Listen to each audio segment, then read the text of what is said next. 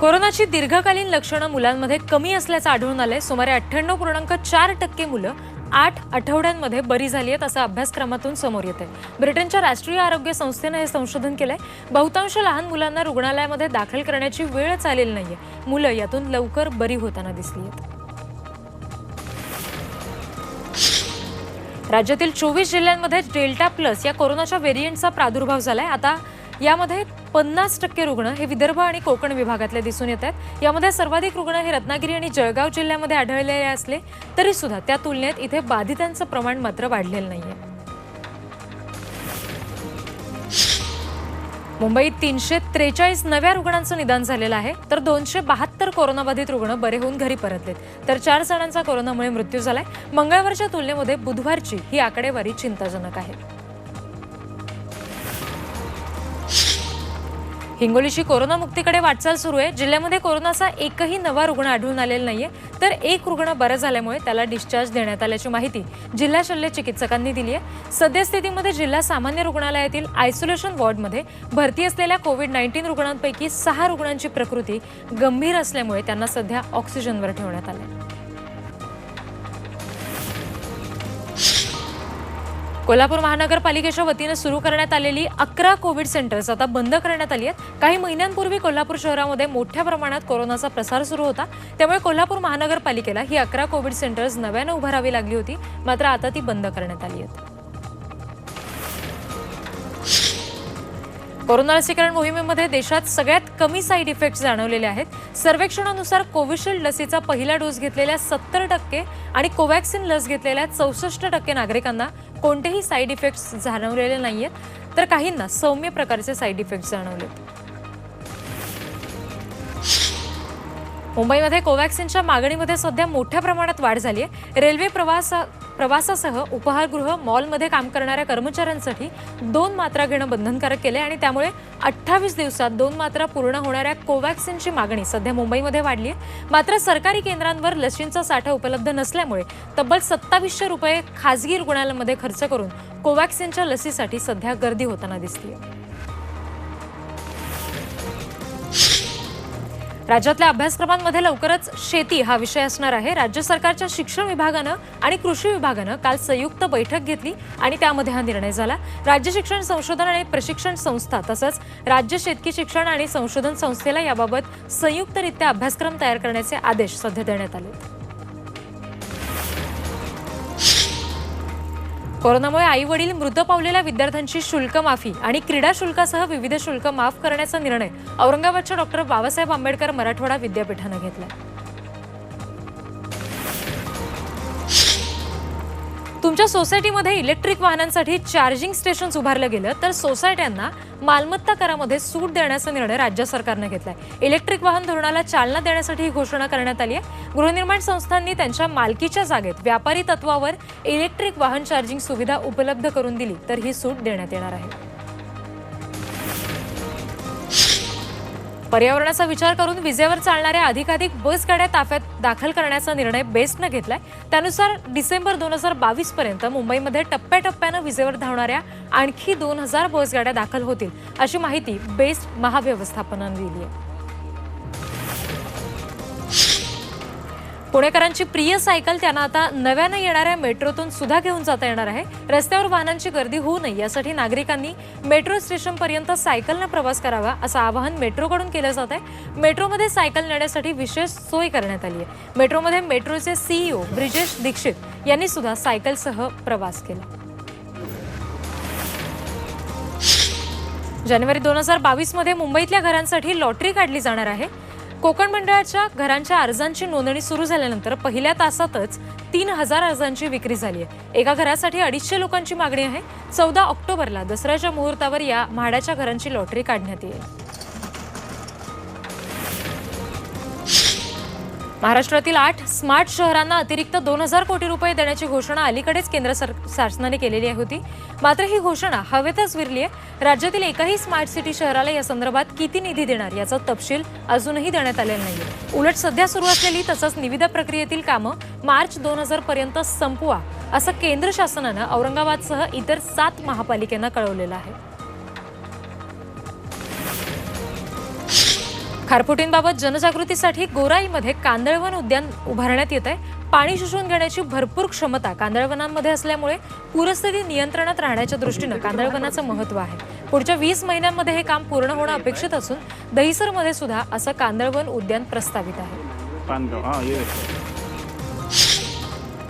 श्री विठ्ठल रुक्मिणी मंदिराला 700 वर्षांपूर्वीचं मूळ स्वरूप देण्यासाठी पुरातत्व विभागानं आता तयार केलेला आराखडा श्री विठ्ठल रुक्मिणी मंदिर समितीला प्राप्त झालाय. मंदिर समितीनं नुकतीच या आराखड्याला मंजुरी दिली आहे. अंतिम मंजुरीसाठी हा आराखडा राज्य शासनाच्या विधी आणि न्याय विभागाकडे आठवड्याभरात पाठवण्यात येणार आहे. हा सर्वंकष आराखड्यासाठी 61,50,00,000ची मागणी करण्यात आली आहे. या आराखड्याची आता 5 टप्प्यांमध्ये विभागणी करण्यात आली आहे.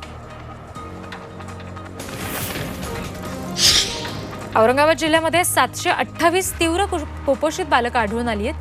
कुपोषण निर्मूलनासाठी औरंगाबाद जिल्ह्यामध्ये विशेष धडक मोहीम ही 17 ऑगस्टपासून सुरू करण्यात आली आहे आणि त्यामध्ये 728 बालकं तीव्र कुपोषित आढळली आहेत. औरंगाबाद जिल्ह्याअंतर्गत 411 पथकं बनवण्यात आली आहेत आणि आणखी 2 दिवस ही मोहीम सुरू राहील.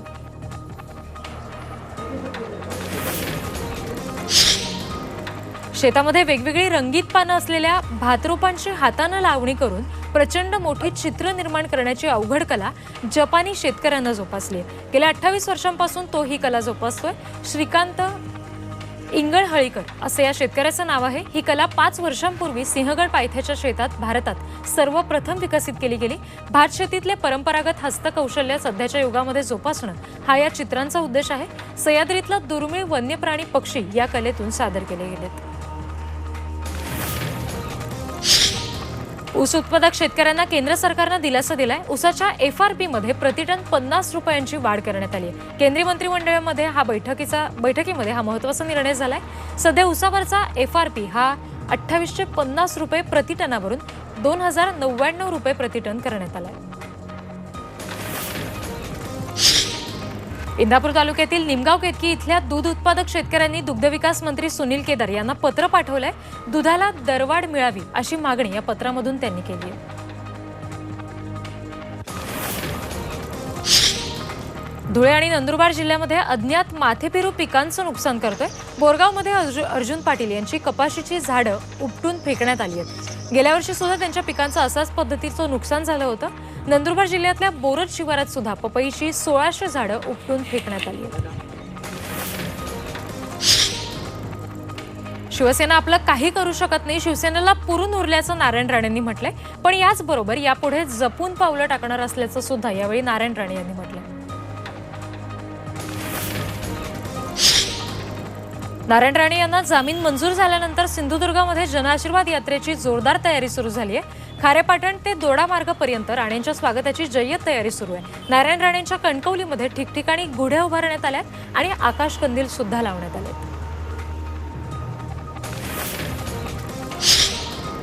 ड्रग्ज तस्करी प्रकरणी अभिनेत्री रकुलप्रीत सिंग, अभिनेता राणा दगुबत्ती, तेलुगू अभिनेता रवी तेजा यांच्यासह 10 कलाकारांना आता ईडीच्या रडावर आहेत आणि त्यांची ईडीकडून चौकशी होणार आहे.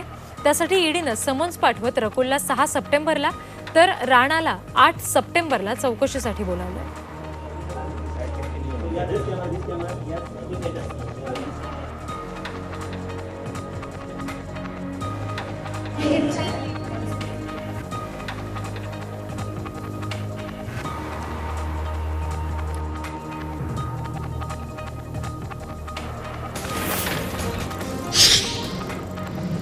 अफगाणिस्तानचा ताबा घेतल्यानंतर तालिबाननं आपल्या नागरिकांवर अत्याचार सुरू केलेत. अमेरिकेसह युरोपियन देशांचं एअरलिफ्ट ऑपरेशन सुरू असतानाच तालिबाननं आता अफगाणी नागरिकांना देश सोडता येणार नाही असा फतवा काढलाय. तालिबानच्या प्रवक्त्यानं तशी घोषणाच केली.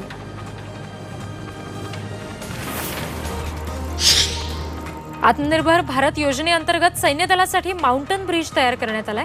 15 जवानांनी 90 मिनिटात कुठलीही उपकरणं न वापरता हा ब्रिज तयार केलाय. या ब्रिजचा कुठलाही पार्ट 18 किलोपेक्षा जास्त वजनाचा नाहीये.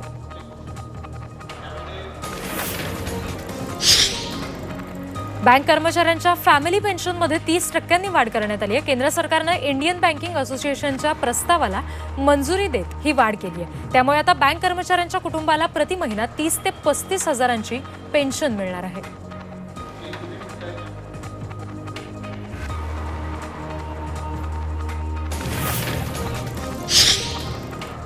लॉर्ड्स कसोटीमध्ये ऐतिहासिक विजय मिळवल्यानंतर हेडिंग्ले मैदानावर भारतीय संघ मोठ्या आत्मविश्वासानं मैदानात उतरला, पण इंग्लंडनं लाजिरवाण्या पराभवाचा वचपा काढत भारताचा पहिला डाव 40 ओव्हरमध्ये 78 धावांवर संपुष्टात आणला. रोहित शर्मा, अजिंक्य रहाणे सोडले तर एकाही फलंदाजाला दुहेरी आकडा सुद्धा गाठता आला नाही.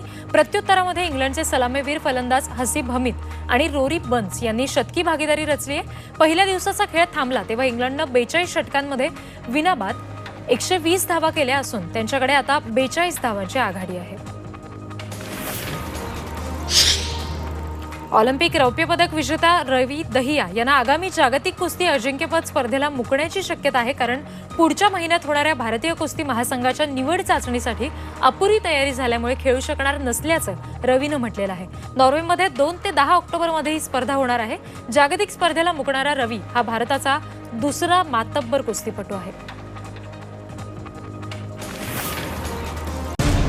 मराठ्यांची तळपती तलवार म्हणजे